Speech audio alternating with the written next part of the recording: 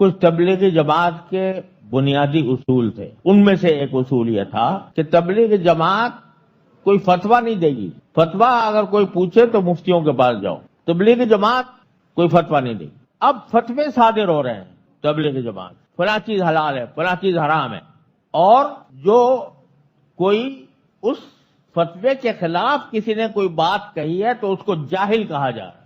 اس کو کہا جا رہا ہے کہ جاہل ہے، جاہلوں نے فتویٰ دی. یہ کبھی نہیں ہوا تبلیغی جماعت کے اصولوں کے خلاف کہ وہ فتویٰ دے. تبلیغی جماعت کے اصولوں کے خلاف ہے کہ کسی کی تردید کرے.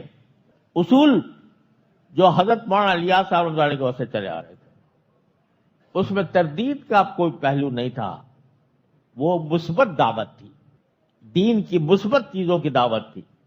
کسی فرقے کی تردید نہیں، کسی جماعت کی تردید نہیں. اب تردید بھی ایک لازمی حصہ ہو گیا. جہاد کی تردید، جہاد کی تردید، جہاد کے خلاف بیانات، جہاد کے خلاف بیانات کہ دین مار کٹائی کے لیے نہیں آیا تھا، جہاد کے خلاف بیانات. اور جہاد کے جو لوگ جہاد کوئی کر رہے ہوں ان کو ناسمجھ، بے وقوف اور دین کی سمجھ نہ رکھنے والا قرار دیا جا رہا ہے. اس کی تردید ہو رہی ہے.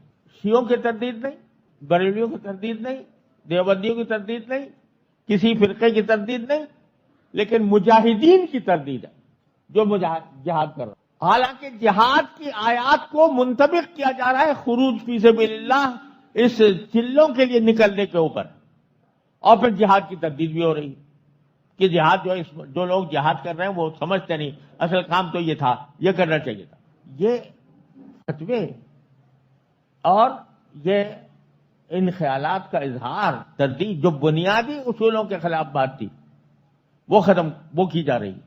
بھائیوں، میں کسی بری نیت سے ایک بات نہیں، اللہ کی قسم میں تبلیغی جماعت سے محبت کرتا ہوں، اس کے کام کا معترف ہوں، اس کو اس امت کے لیے ایک نجات کا راستہ سمجھتا ہوں.